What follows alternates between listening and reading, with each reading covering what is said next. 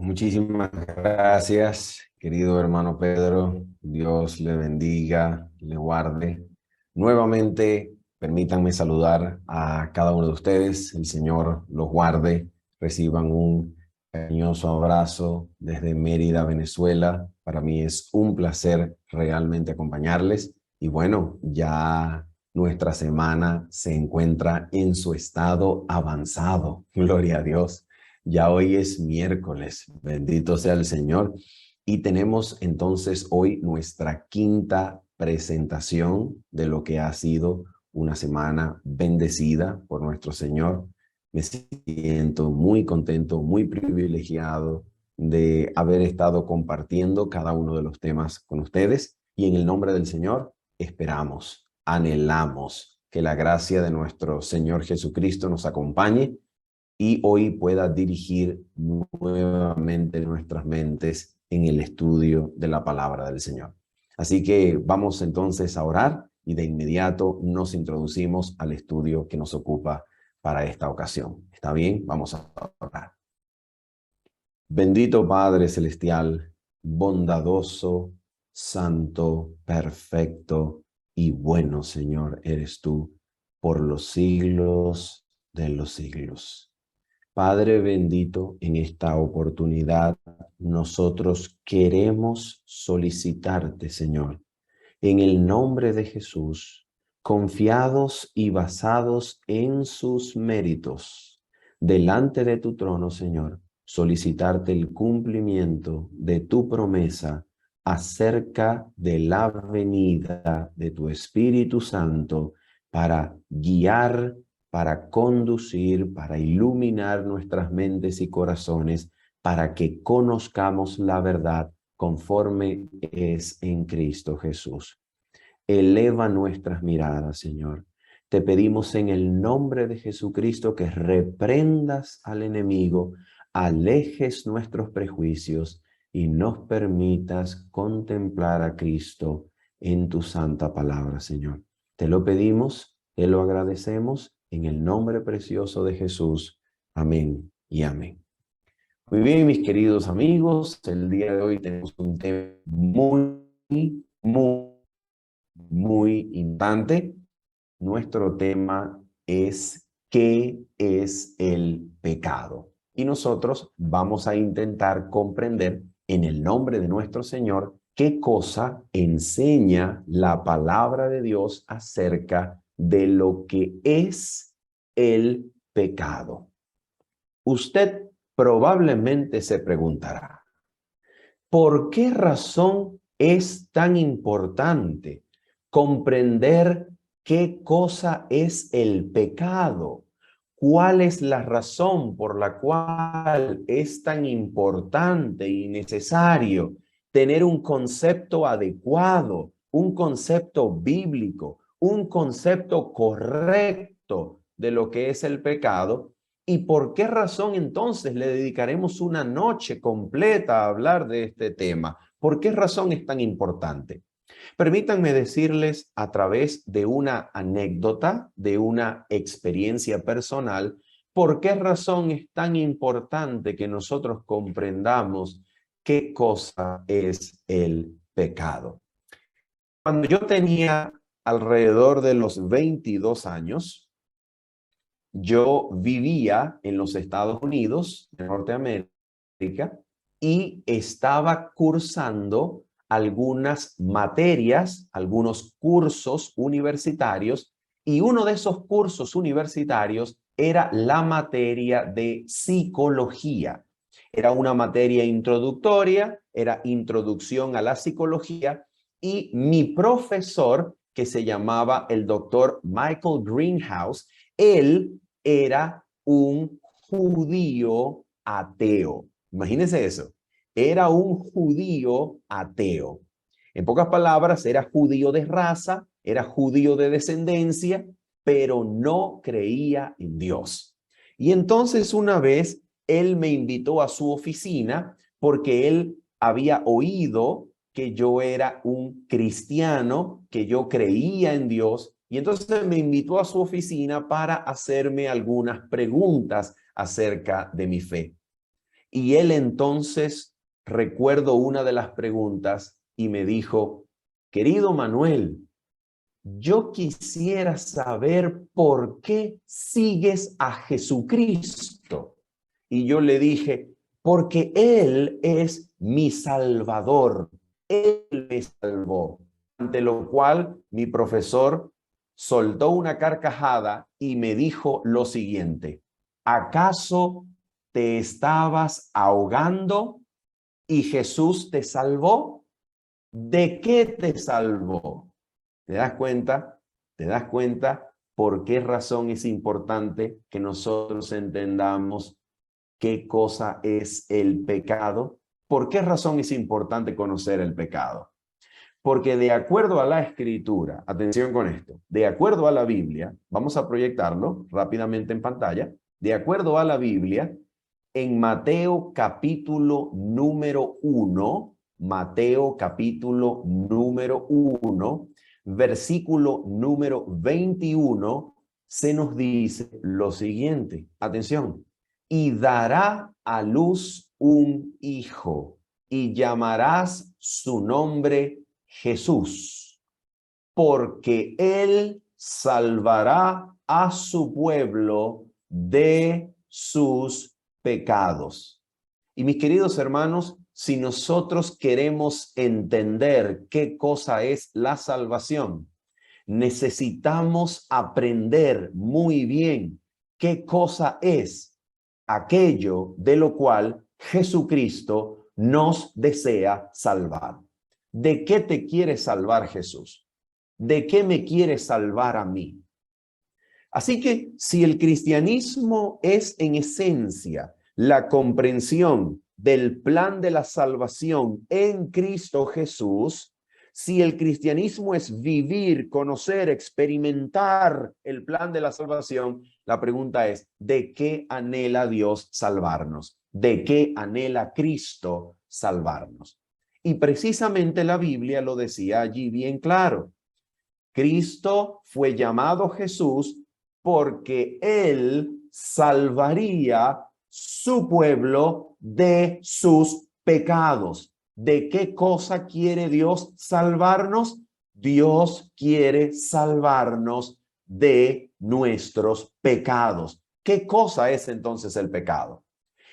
Comprender entonces el pecado es como la primera operación de una ecuación matemática. ¿Recuerdas? Permíteme hacerte esta pregunta. ¿Recuerdas alguna vez en tus clases de matemática en el colegio? ¿Recuerdas alguna vez acercarte al profesor de matemáticas para pedirle ayuda en la resolución de un problema matemático? ¿Y recuerdas al profesor mirar el problema matemático, mirar sus procedimientos y decirte, hay un error al comienzo de la operación? Oh, ¿qué significa un error matemático al comienzo de la operación? ¿Qué significa? Significa que todo lo demás que construye sobre esos primeros procedimientos matemáticos estará errado, estará correcto, ¿cómo estará? Oh, un error al comienzo de una operación matemática no puede darte un resultado acertado. No puede darte un segundo paso acertado. Un error en el primer procedimiento matemático lleva como consecuencia un error en el segundo procedimiento, un error en el tercero y así sucesivamente hasta su resultado final. Así que si nosotros comparamos la doctrina de la salvación con una descripción de un procedimiento matemático y ecuación, nosotros necesitamos reconocer que la definición, el concepto de pecado sería uno de sus primeros procedimientos y es necesario que tengamos este procedimiento acertado para que nuestra comprensión subsiguiente sea también acertada y adecuada. Así que vamos entonces a procurar comprender qué cosa es el pecado. Y para ello vamos entonces a observar alguna pequeña presentación que he preparado para esta ocasión. y vamos entonces a mirar lo que nos enseñan las Sagradas Escrituras en relación con esto. Ustedes deben estar en este momento, no están viendo mi pantalla, ahora sí. Pregunto, ¿pueden ustedes ver mi presentación? ¿Se ve? Mi presentación se titula Comprendiendo la naturaleza del pecado y su implicación soteriológica. ¿Pueden ver mi presentación? Sí, ¿Sí? fuerte y claro. Se siente y se ve fuerte y claro.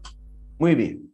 Vamos entonces a seguir adelante. ¿Qué es lo que nosotros vamos a hacer? Como nuestro título lo señala, lo que nosotros vamos a intentar es comprender qué cosa es el pecado. Y a eso lo hemos llamado comprendiendo la naturaleza del pecado. ¿Cuál es el propósito? El propósito es entender, comprender bíblicamente lo que es el pecado. Número 2, vamos a intentar ver las implicaciones que tiene el concepto de pecado para la doctrina de la salvación. A esa parte se refiere la segunda mitad del título, que se llama su implicación soteriológica. ¿Qué cosa es soteriología? Es el tratado, la disciplina de estudio que versa sobre la salvación. Así que dos propósitos tenemos: comprender qué es el pecado y número 2, comprender cuáles son las consecuencias, las implicaciones para la doctrina de la salvación del concepto que tengamos de pecado. Vamos a seguir entonces adelante. ¿Dónde comenzamos entonces a definir bíblicamente lo que es el pecado? Permítanme decirles que hay tres lugares en la Biblia y específicamente en el Nuevo Testamento donde se nos dice pecado es tal cosa, pecado es tal cosa. Tres lugares en el Nuevo Testamento donde claramente se nos dice lo que es el pecado. Ahora bien, lo que nosotros queremos concluir revisando estos tres lugares de la Biblia donde se nos aporta una definición de pecado, lo que queremos deducir y concluir es si estos tres lugares significan tres diferentes conceptos de pecado o si estos tres lugares son dependientes entre sí, son interdependientes y por lo tanto nos ofrecen una sola definición de pecado que está en armonía con los tres lugares y que nos puede ofrecer una definición armónica, determinante, concluyente de lo que es el pecado. Vamos a mirar entonces el primer lugar, que se encuentra en Primera de Juan, capítulo número 3, versículo 4. La Escritura dice lo siguiente: todo aquel que comete pecado infringe también la ley, pues el pecado es infracción de la ley. Nota esto. Para entender este texto, yo solamente quiero hacer aclaración a una partecita bien importante. Generalmente, cuando este texto se lee, hay dos formas de comprenderlo que pueden o necesitan ser aclaradas. Ok, la primera forma de leerlo, que es la forma clara, la forma absolutamente transparente de este texto, es entender que Primera de Juan 3:4 enseña con toda claridad que el pecado es infracción de la ley. El pecado es anomía, como dice el griego. El pecado es quebrantamiento de la ley. ¿Ok? Ahora, hay algunos que cuando leen este texto piensan que esta palabrita, este adverbio que está aquí, también implica que el pecado, cuando se nos dice todo aquel que comete pecado infringe también la ley, algunas personas piensan que este también implica que existe otra definición de pecado aparte de la que se da claramente como infracción de la ley. Pero permítanme decirles que eso no es cierto, eso no es correcto. ¿Por qué razón? Atención con lo que voy a decirles. En el idioma griego, la palabra también y la palabra pues, que aparece después del punto y coma, esta que estoy acá dándole vueltas con mi cursor, ¿ok? La palabra también y la palabra pues, después del punto y coma, son la misma palabra en el idioma griego. Es la conjunción kai. Así se dice en griego, kai. Así que cuando aparece también, aparece la palabra griega kai, y cuando aparece pues, aparece la palabra griega kai. ¿Qué significa ese arreglo de conjunciones en el texto griego?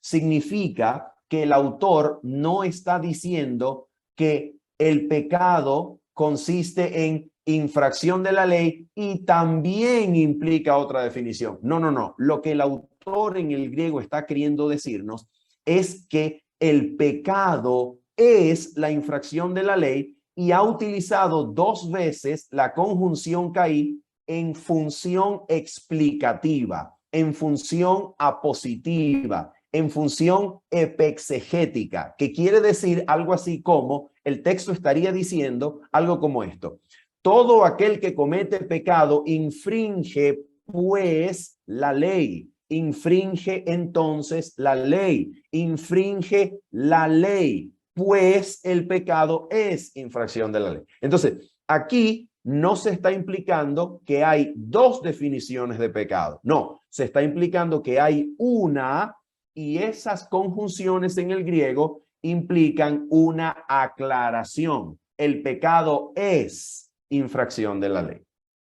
Ahora bien, vamos a leer la segunda, que se encuentra en Santiago, capítulo número 4, versículos 16 y 17. Vamos a ver si esta definición de Santiago es una definición dependiente de Primera de Juan 3:4 o significa una alternativa definición de pecado. ¿Ok? Vamos a mirar. Dice entonces el texto: pero ahora os jactáis en vuestras soberbias. Toda jactancia semejante es mala. Y al que sabe hacer lo bueno y no lo hace, le es pecado. Ahora, nota esto. ¿Qué cosa es pecado según Santiago capítulo 4, versículos 16 al 17? Según Santiago 4, pecado es saber hacer lo bueno y no hacerlo. Nota que, de acuerdo con Santiago, el pecado sigue habitando, en otras palabras, la definición o el concepto de pecado sigue habitando en el accionar del ser humano. Tiene que ver con una decisión, con una acción decidida y consciente. Pero nota, por favor, la siguiente pregunta. ¿Cómo puedo yo saber qué cosa es lo bueno para hacerlo? ¿Dónde se encuentra la definición de lo bueno para yo habitar allí, para yo permanecer allí? Oh, precisamente se encuentra en la ley.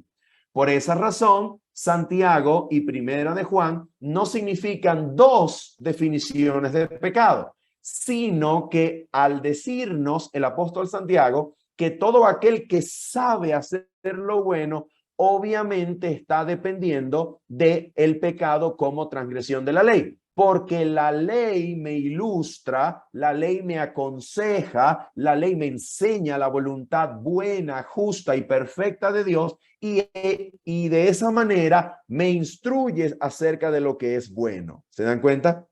Por eso tenemos una definición no alternativa, sino dependiente.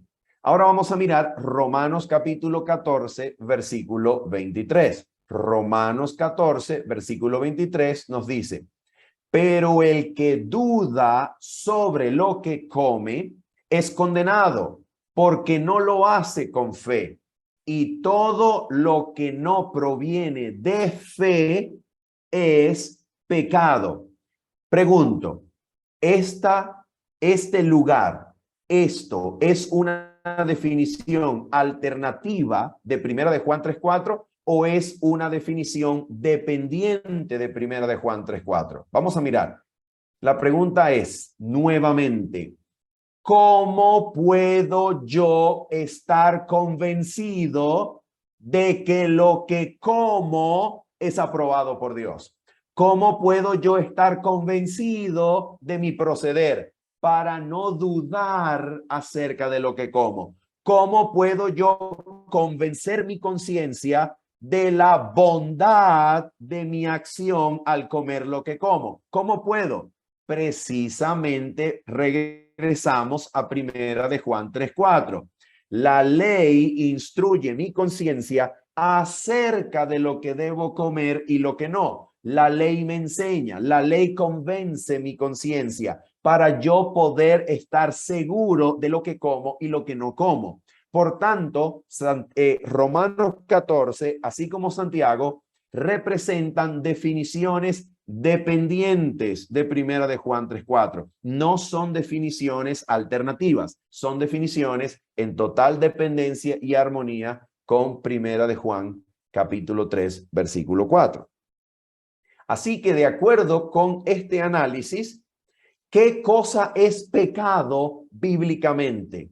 La definición por excelencia es que pecado es infracción de la ley. Alguien puede decir, pero querido hermano Manuel, ¿no le parece a usted, querido hermano, que definir pecado como infracción o transgresión de la ley significa una definición conductista, conductual de pecado? Permítanme decirles que eso es absolutamente no. No es una definición conductual o conductista de pecado. ¿Por qué razón? Porque la ley no ejerce su jurisdicción solamente sobre el aspecto exterior de la conducta del ser humano. La ley no solamente juzga los actos, la conducta del hombre y la mujer. La ley juzga los pensamientos, los motivos, los fines y por tanto la ley implica todo aquello que mueve, demanda, ejercita la voluntad del ser humano, no solo su conducta. Por esa razón, no creemos que definir pecado como transgresión de la ley implique una definición conductista de pecado. No, porque la ley va muchísimo más allá que solamente legislar la conducta del ser humano. Seguimos entonces adelante. Vamos a mirar esta declaración que es absolutamente fundamental. Se encuentra en el camino a Cristo, no, perdón, se encuentra en el conflicto de los siglos, quise decir. Conflicto de los siglos, página 556, se nos dice lo siguiente acerca de lo que Satanás siempre procura hacer para desdibujar el carácter de Dios. Mira esto, atención con esto. Página 556 del conflicto de los siglos. Dice la mensajera del Señor. Satanás se esfuerza siempre en presentar de un modo falso, y ahora por favor presten atención a los tres elementos que Satanás se esfuerza siempre en presentar de un modo falso. Tres elementos.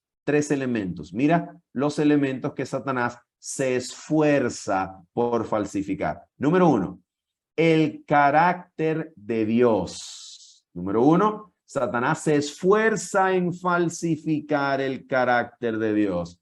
Número dos, la naturaleza del pecado.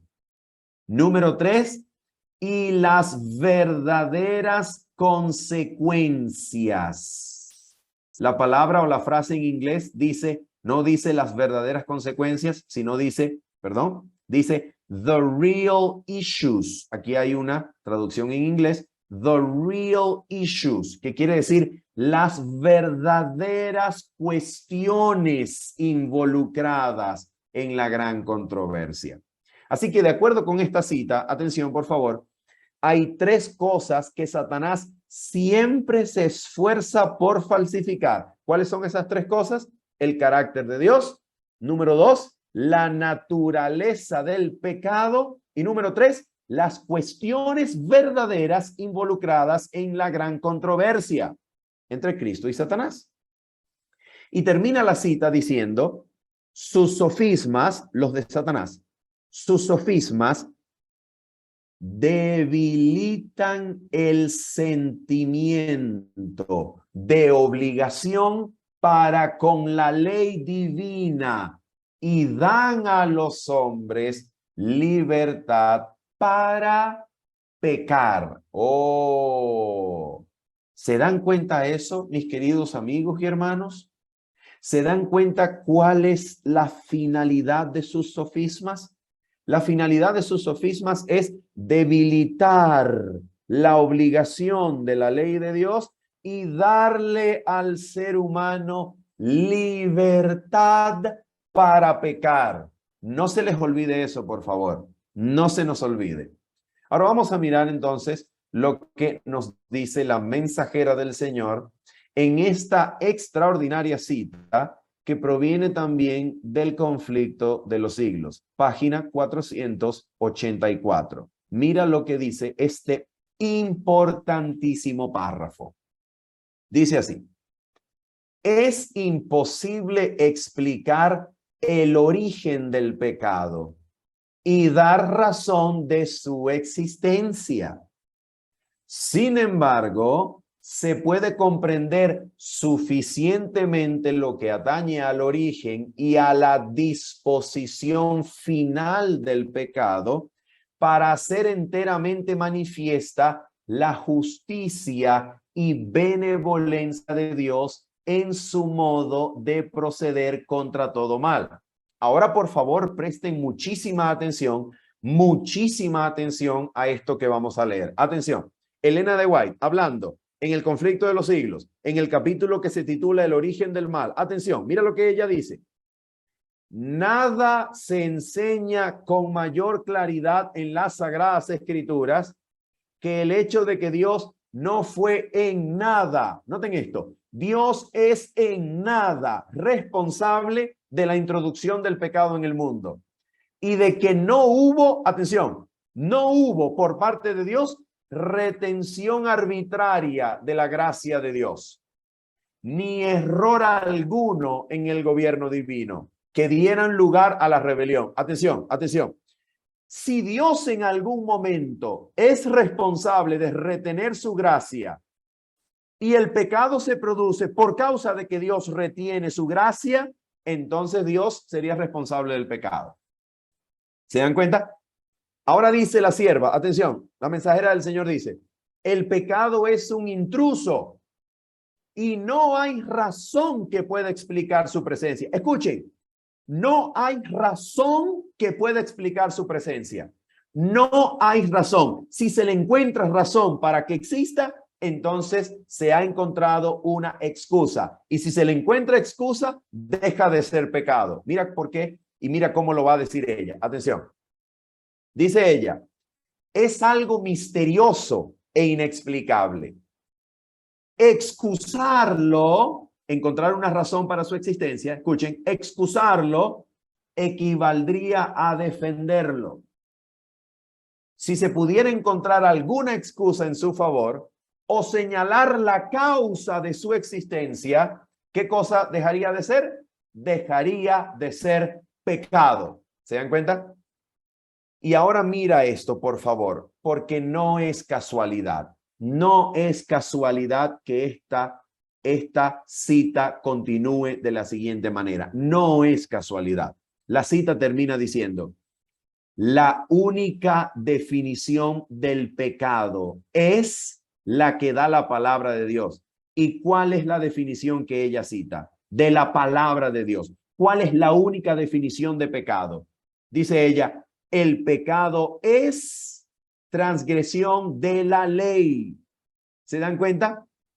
El pecado es transgresión de la ley. Y ella llama a esta definición la única definición que da la palabra de Dios.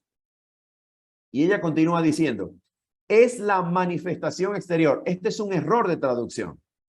Esta es una traducción que deja mucho de exactitud de lado. No es exacta, porque en inglés no dice manifestación exterior.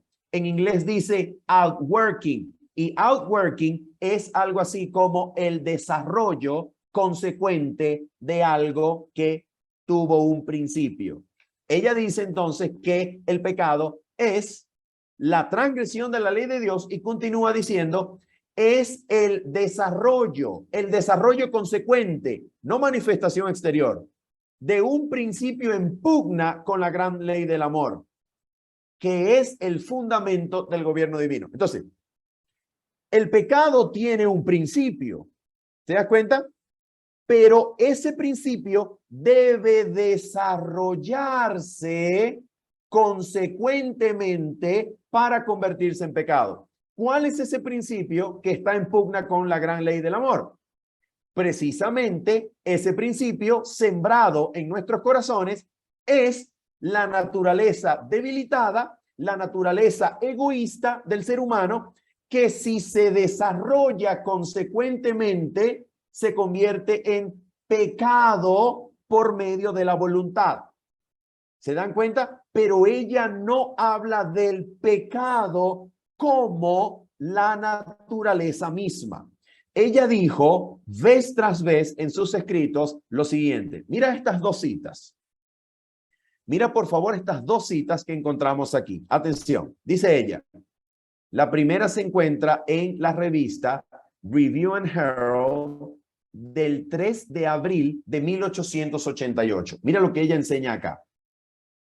Queremos comprender qué es el pecado.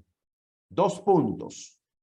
Es la transgresión de la ley de Dios. Punto y seguido. Es la única definición dada en las Escrituras. Noten por favor su énfasis. Noten la claridad de su concepto. Luego tenemos la cita de la Review and Herald del 15 de julio de 1890, donde ella declara: cualquiera que comete pecado traspasa también la ley, ya que pecado es la transgresión de la ley. Y ella dice, esa es la única definición de pecado dada en las Sagradas Escrituras. Y debiéramos procurar entender qué es el pecado. ¿Por qué? A fin de que a algunos no se nos encuentre en oposición al Dios del cielo. ¿Se dan cuenta lo que implican estas declaraciones? El énfasis, vez tras vez, ella enfatizó lo mismo. Solamente hay una definición bíblica de pecado y esta definición es la que da las Sagradas Escrituras en Primera de Juan 3:4. Pecado es transgresión de la ley. Ahora quiero hacerte una pregunta. ¿Por qué razón crees tú que ella, como mensajera inspirada de Dios, fue tan enfática en tener una definición correcta de pecado? ¿Por qué? Mira por qué. Atención con esto. Lo que vamos a leer aquí es otra definición de pecado. Vamos a leer la definición de pecado que aportó a la Reforma Protestante el teólogo Juan Calvino, que a su vez la obtuvo, la adaptó prácticamente de manera idéntica, palabra por palabra, de un teólogo fundador de la teología católica conocido como San Agustín. Calvino cita vez tras vez a San Agustín y lo declara como el doctor de la gracia. Calvino toma de San Agustín y aporta esta definición de pecado para el protestantismo. Atención, lo que él considera que es el pecado. Estamos leyendo a Juan Calvino en la obra Institución de la Religión Cristiana, que es su obra más grande, su aporte más grande, y él dice lo siguiente. Mira esto. Digo pues, dice Juan Calvino, que el pecado original es una corrupción y perversión hereditarias de nuestra naturaleza. ¿Qué cosa es el pecado original para Juan Calvino? Es la corrupción, la perversión hereditaria de nuestra naturaleza. Ahora mira lo que él dice. Difundidas, la perversión y corrupción hereditaria, difundidas en todas las partes del alma. Lo cual, escucha, esta corrupción y perversión de la naturaleza, que es hereditaria, lo cual primeramente nos hace culpables de la ira de Dios. En pocas palabras, según Juan Calvino, yo soy culpable delante de Dios primeramente por haber heredado esta corrupción y perversión de mi naturaleza. Yo soy culpable delante de Dios de su ira. Yo soy culpable por haber heredado esta perversión y corrupción de la naturaleza. Y él sigue diciendo, atención, lo cual primeramente nos hace culpables de la ira de Dios, coma, y además, escucha, además esta corrupción, esta perversión hereditaria de la naturaleza, además produce en nosotros lo que la Escritura denomina obras de la carne. Y esto es, escucha, esto es esta perversión hereditaria, esta corrupción hereditaria que me hace culpable y que produce las obras de la carne, dice Juan, esto es precisamente lo que San Pablo tantas veces llama pecado. ¿Se dan cuenta, mis queridos hermanos, lo que es pecado para Juan Calvino? Y gracias a Juan Calvino, para todo el protestantismo, para todas las denominaciones protestantes, evangélicas, bautistas, calvinistas, presbiterianas, y pare usted de contar, usted se da cuenta cuál es la definición de pecado que prima sobre cualquier otra. La definición de pecado, según Juan Calvino, es nuestra misma naturaleza. La naturaleza heredada, pervertida y corrupta que nosotros tenemos es, para Calvino, el pecado. Eso es pecado. Y nos hace culpables de la ira de Dios. Y al mismo tiempo es la razón por la cual tenemos y producimos obras de la carne. Y ahora mira esto. La pregunta es, ¿cuál es la diferencia? ¿Cuál es la diferencia entre la primera definición de pecado que concluimos, establecimos con la Biblia y con el espíritu de profecía como transgresión de la ley de Dios? ¿Cuál es la diferencia con la definición de pecado que aporta Juan Calvino al protestantismo? ¿Cuál es? ¿Cuál es la diferencia? Observen estas dos cosas. Atención. Pecado como transgresión de la ley de Dios, es decir, este concepto de pecado, transgresión de la ley de Dios, posiciona el concepto de pecado dentro del ámbito de la voluntad. En otras palabras, si yo defino al pecado, si yo entiendo el pecado, si yo defino el pecado como transgresión de la ley, yo estoy situando esta definición de pecado dentro de ¿qué cosa? Dentro del ámbito de la voluntad y a su vez dentro del ámbito del carácter. ¿Se dan cuenta? Dentro del carácter, dentro de la voluntad, dentro de la decisión, dentro del ámbito de la responsabilidad humana.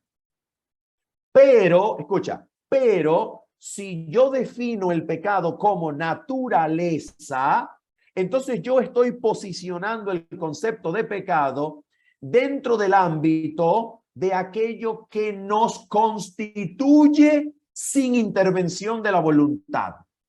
En otras palabras, el pecado sería lo que esencialmente somos, el estado del ser que me constituye. El pecado sería la condición de mi naturaleza, la condición de mi nacimiento. Sería pecado mi ser, mi condición, mi naturaleza es pecado en sí mismo.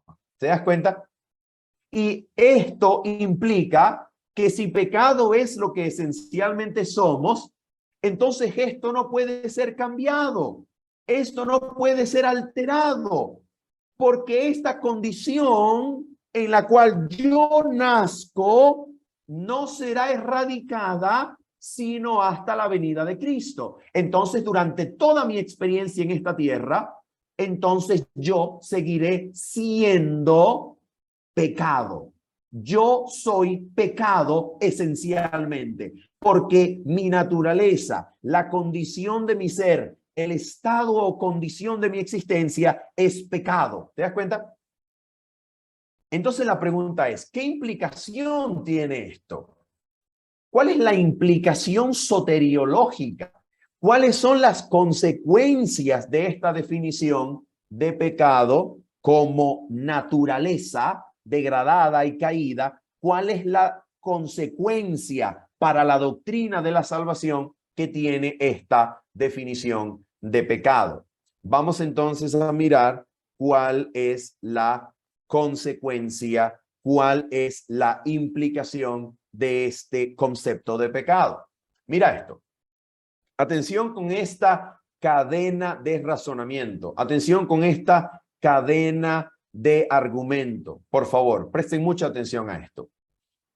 En primer lugar, si el pecado es la naturaleza que sin intervención de la voluntad, atención, porque yo no decidí nacer en esta naturaleza, porque yo no decidí heredar este cuerpo, porque yo no decidí heredar esto que yo soy, yo no lo decidí, yo no decidí venir al mundo en una naturaleza debilitada, degradada y caída, yo no decidí esto. Entonces, si el pecado es eso, si el pecado es la naturaleza, si el pecado es la condición debilitada con la que venimos, atención, entonces,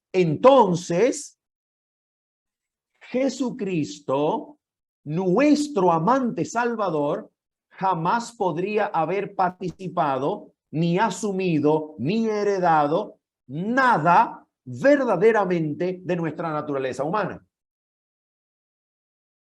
¿Por qué?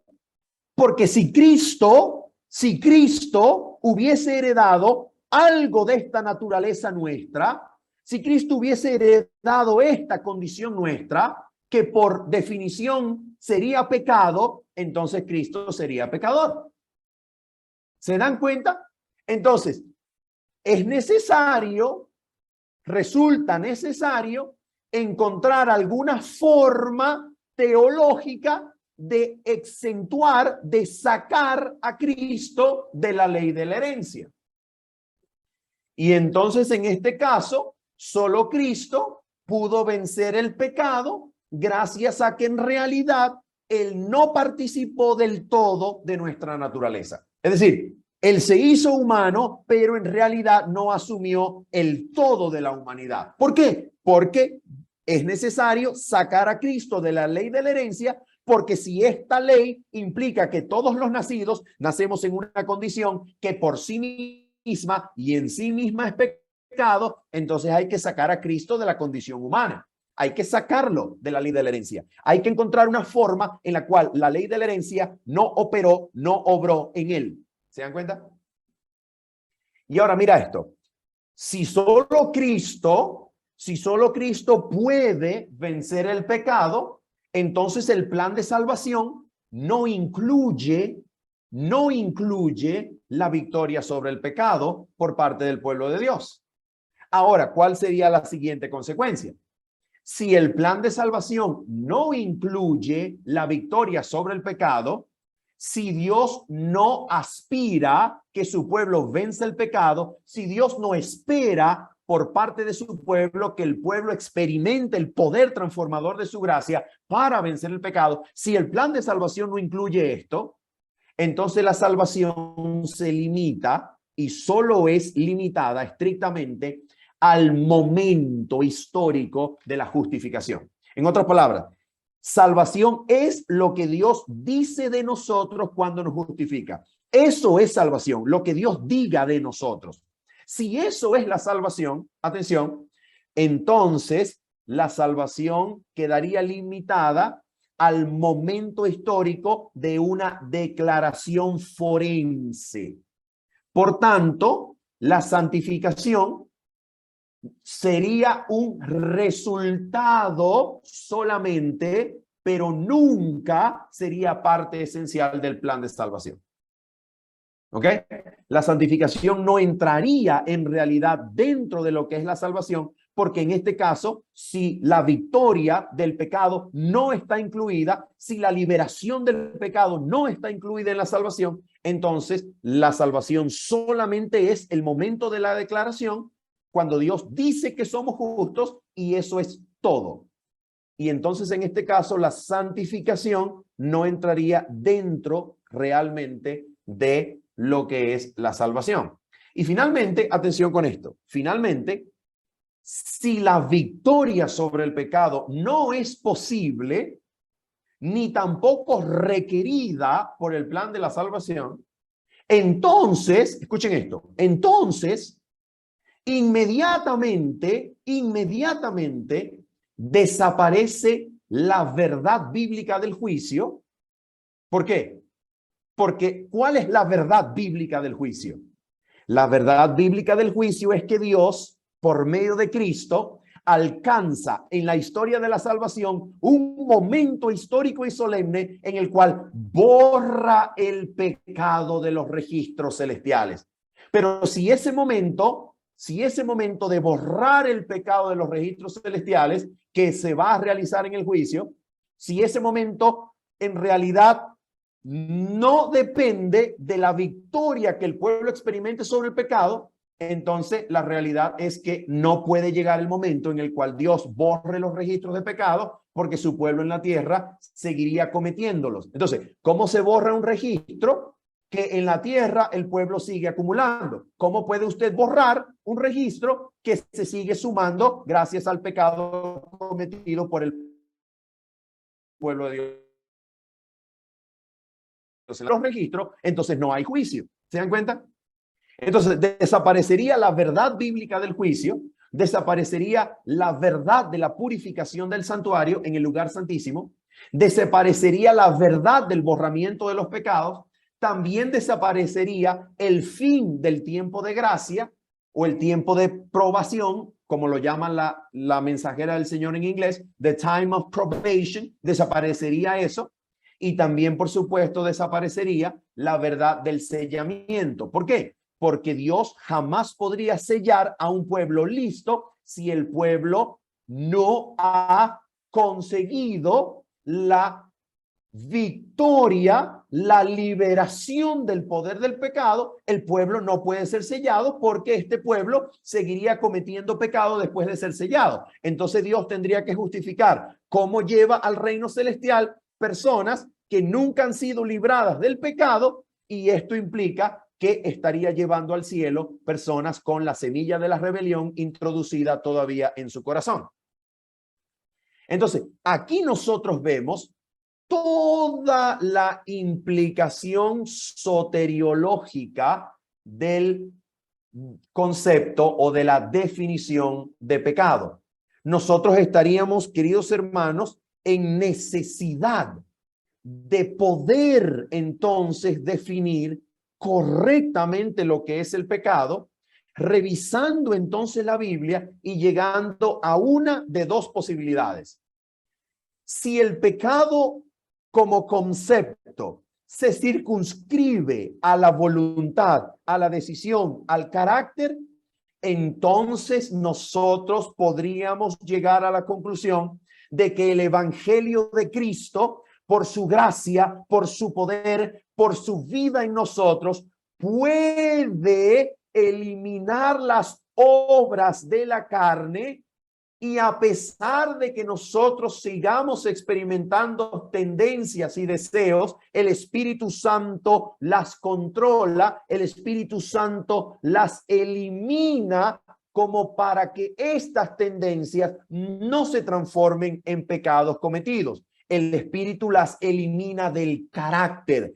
Aunque permanezcan en mi naturaleza, no estarían en mi carácter, porque no les estoy dando curso, porque no estoy cediendo ante ellas, porque mi voluntad no se ha rendido ante mis pasiones y deseos.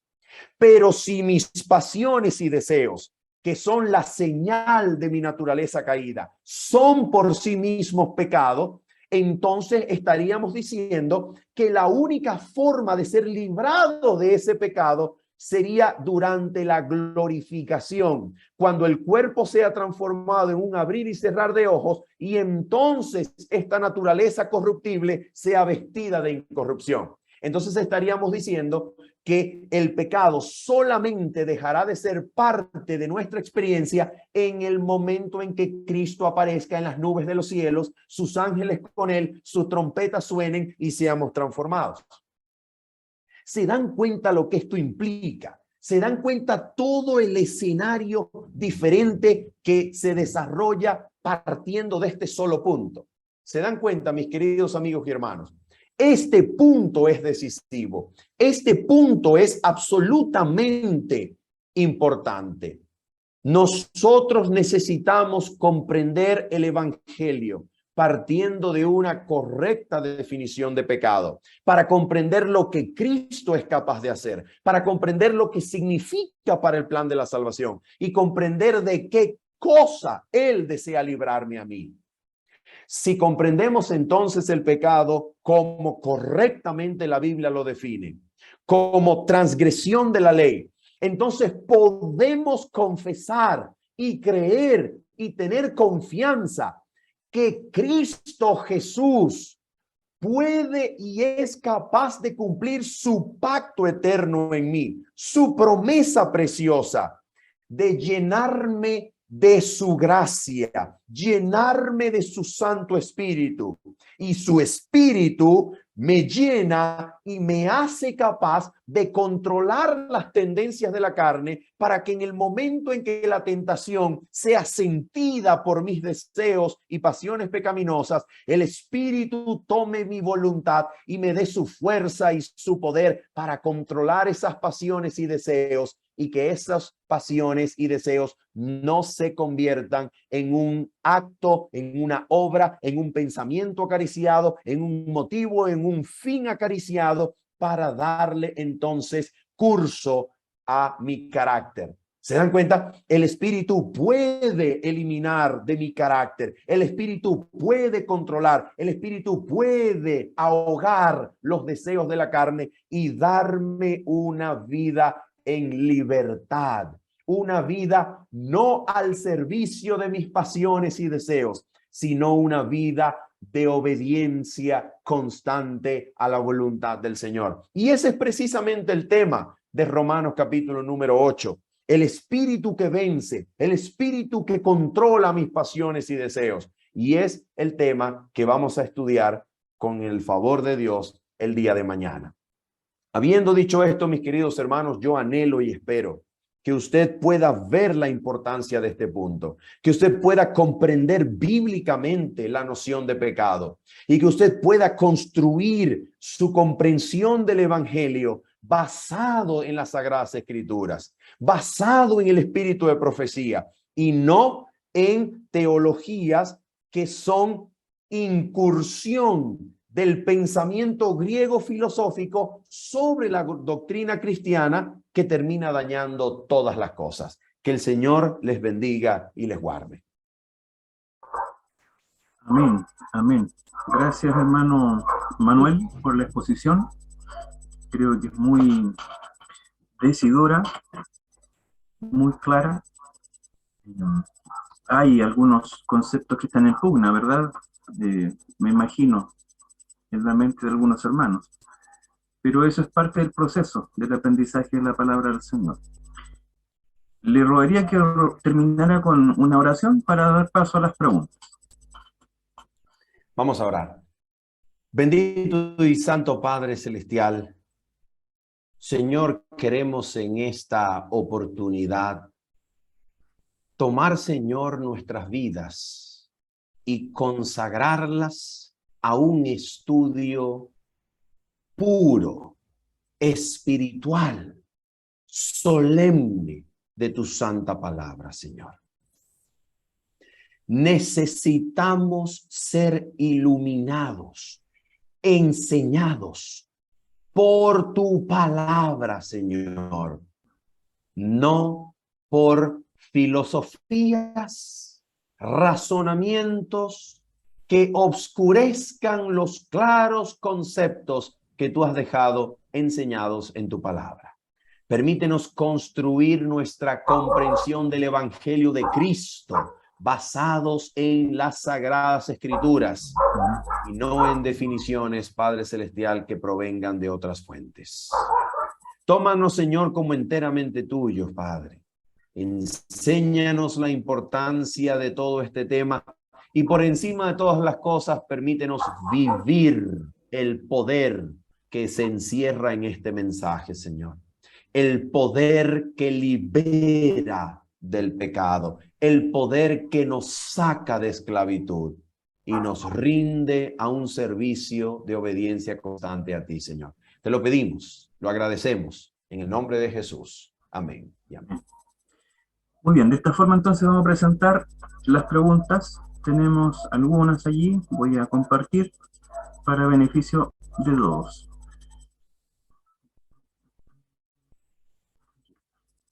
Creo que está.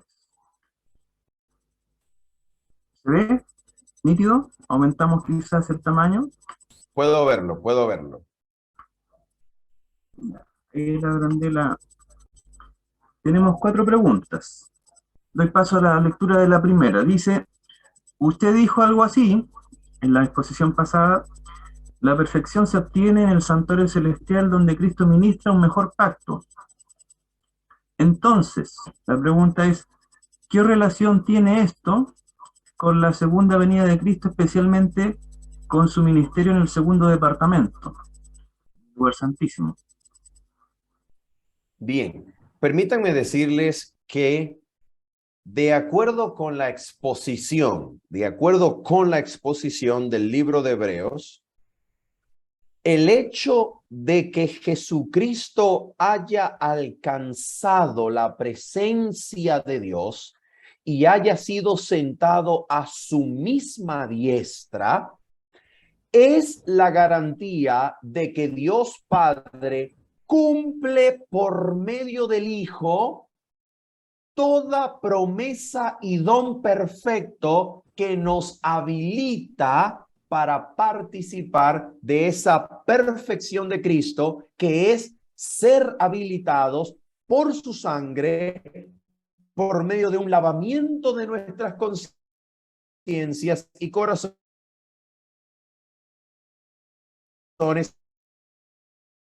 ser habilitados para obedecer con el ministerio de Cristo en el lugar santísimo del santuario celestial. ¿Por qué razón va en absoluta y perfecta sintonía? Porque el ministerio de Cristo en el santuario celestial, o mejor dicho, el ministerio de Cristo en el lugar santísimo del santuario celestial, finaliza, concluye con la completa limpieza y purificación de los pecados registrados en el cielo.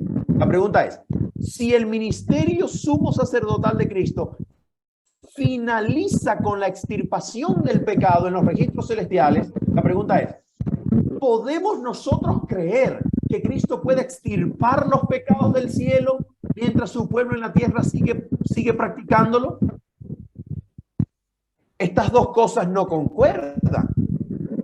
O Cristo puede extirparlos de los registros celestiales mientras puede sacarlos también del corazón del pueblo y de su experiencia, o Cristo no puede finalizar su ministerio extirpando el pecado de los registros celestiales, pues su pueblo todavía lo continúa experimentando y practicando, y por tanto sumando a ese registro. Entonces, nosotros tenemos una lógica, un argumento que debe ser coherente de manera interna. Y esta coherencia que brota y emana del mensaje de la intercesión sumo sacerdotal de Cristo en el lugar santísimo, solamente armoniza con una definición o comprensión del evangelio que incluya el aspecto de la liberación del pecado, de la victoria sobre la experiencia con el pecado. Si no la incluye, entonces el ministerio sumo sacerdotal de Cristo no puede ser consumado, no puede ser llevado a su final. Y esta es la razón por la cual la perfección de Cristo nos hace a nosotros aptos y capaces para que Cristo pueda finalizar su obra en el santuario celestial. Ustedes se dieron cuenta que se acaba de ir la energía eléctrica de mi casa, ¿verdad? Ya lo notaron, ¿cierto? Sí. Ok, permítanme un segundo, por favor, mientras yo conecto unas luces de emergencia que tengo para este tipo de ocasiones. ¿Está bien? Regálenme un segundo. Regálenme un segundo nada más. Esperamos. Bien, quizás darle información por el chat. Uno de los que estaba participando preguntaba cuál es el número de contacto para enviar ciertas las preguntas. Yo acabo de publicarlo en el chat, aunque también está en el grupo de WhatsApp Revivimiento Melipilla. Es el número de nuestro hermano Fernando Gormaz. Por lo visto, la persona que preguntó va a enviar una pregunta relacionada con el tema de hoy.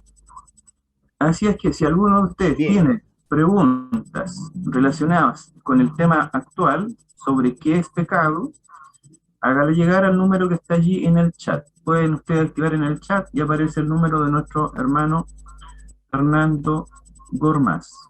La idea es que llegue ojalá antes de las 3, 4 de la tarde, cosa que podamos, ¿cierto?, ir seleccionando y también enviándola de antemano a nuestro hermano Manuel Ospino. De esa manera él prepara una buena pregunta, una buena respuesta, mejor dicho. Mientras esperamos, ¿cierto? Damos esa Bien, estamos listos. Estamos listos ya. Ya encendí las luces.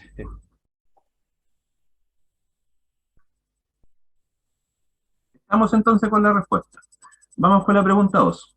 Dice, ¿qué relación tiene la perfección cristiana que Jesús hace posible y la perfección del carácter que habla Ellen White? Bien, permítanme decirles que la perfección de carácter no solamente es mencionada por el don profético manifestado en Elena de White. No, señor, nada de eso. La escritura abunda en información sobre la posibilidad en Cristo de obtener la perfección de carácter. Eso es absolutamente bíblico. Por ejemplo, Romanos capítulo número 8, Judas 24, Apocalipsis 14, versículo número 12, Apocalipsis 12, 17, y tenemos el ejemplo de Elías, tenemos el ejemplo de Enoc. Esto es absolutamente bíblico. Ahora, permítanme hacer una relación acerca de lo que yo dije ayer con lo que es denominado perfección cristiana o perfección de carácter en los escritos del Espíritu de Profecía. Y la respuesta es que la perfección en Cristo, de la que habla el libro de Hebreos, es lo que produce y ofrece la posibilidad de desarrollar la perfección de carácter tal como se la considera en el Espíritu de Profecía. ¿Por qué razón? Porque la perfección en Cristo que habla el libro de Hebreos es habilitadora. Es perfección que hace posible para mí en Cristo que su poder, su vida vivida en mí, pueda hacer y desarrollar la voluntad y todo lo que es agradable delante de Dios. Por esa razón, cuando yo participo de la perfección en Cristo, mi conciencia es limpiada por la sangre de Jesús. Mi conciencia recibe el lavamiento regenerador del Espíritu de Dios. Mi conciencia recibe la ley escrita. Y entonces yo puedo deleitarme en la obediencia a la ley.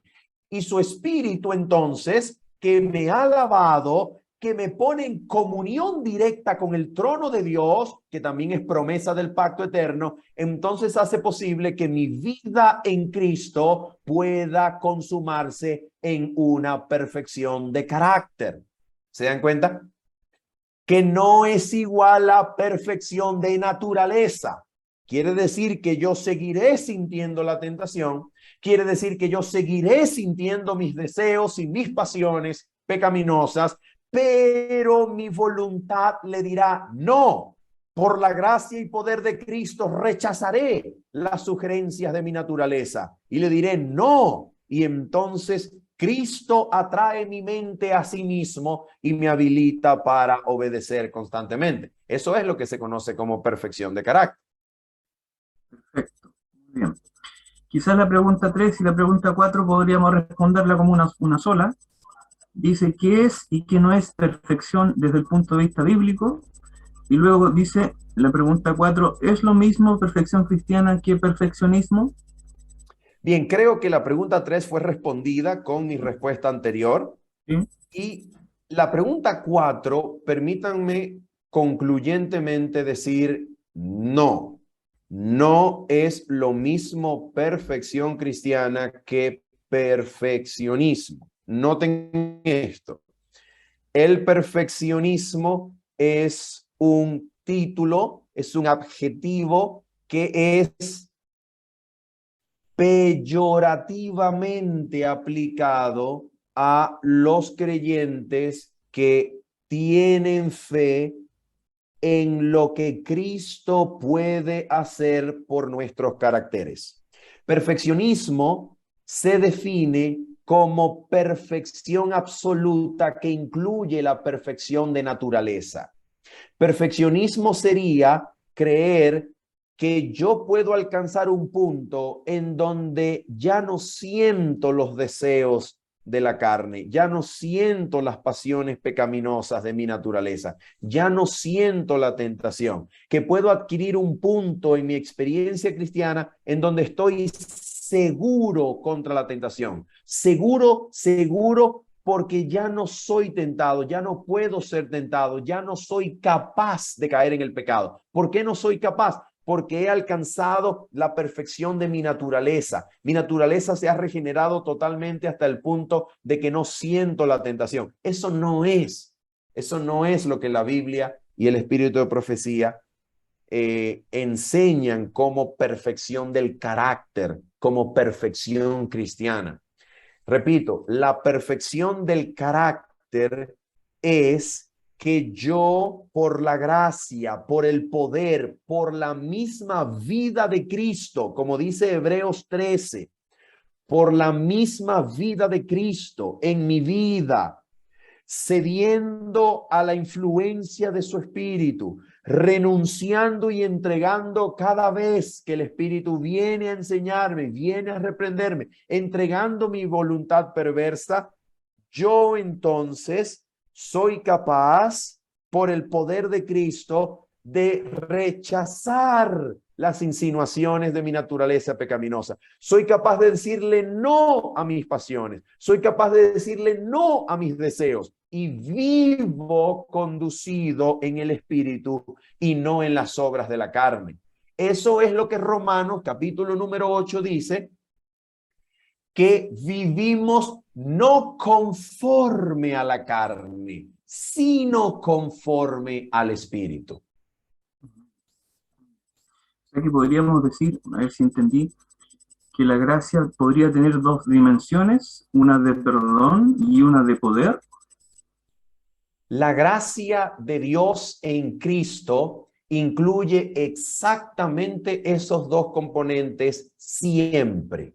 Siempre incluye el aspecto perdonador por el cual Dios nos ha aceptado en Cristo y ha prometido no recordar más nuestros pecados.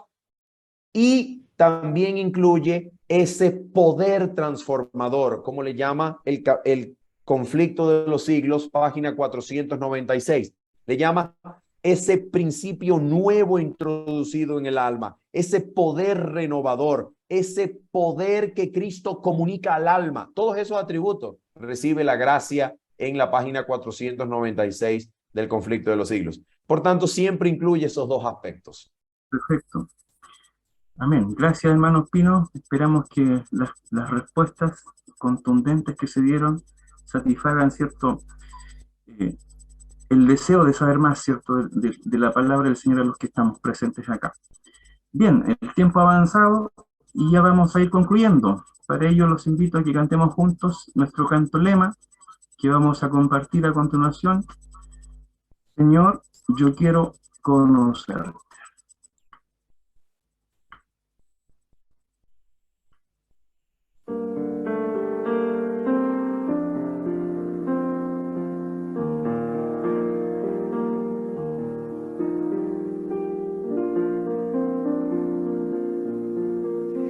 Señor, yo quiero conocerte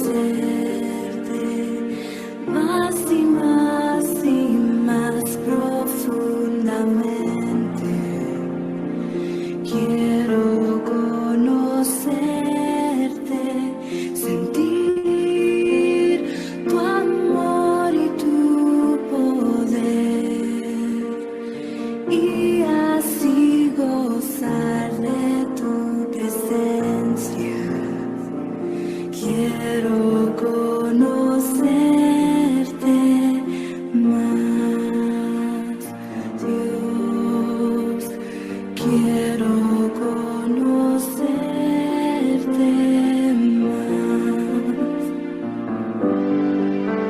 Señor, yo quiero conocerte más y más profundamente.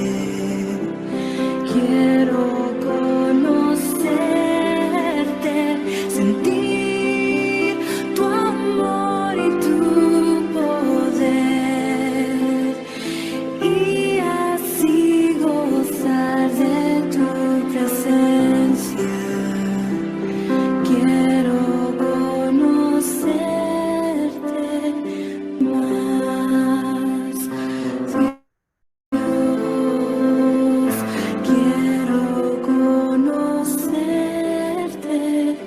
más, Dios.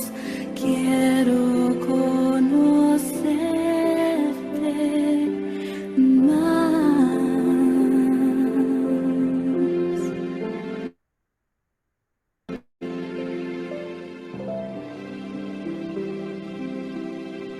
Amén. Hermano Manuel, si nos despide en oración. Sí, por supuesto, vamos a orar.